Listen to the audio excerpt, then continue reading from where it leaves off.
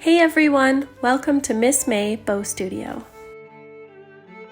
If you like this video, subscribe for more hair accessory tutorials and ideas. In today's tutorial, I will show you how to make your own bar hair clip using vegan leather. For this project, you will need a silicone nonstick mat, some vegan leather, a pair of scissors, a hot glue gun, and a hair clip. When you are making a hair clip, be sure to measure the clip in advance to decide how big you need the vegan leather cut to be. I will carefully cut a straight rectangle by hand, slightly larger than the size of my hair clip so it works for my project. Now I can adhere the vegan leather to my hair clip using my hot glue gun.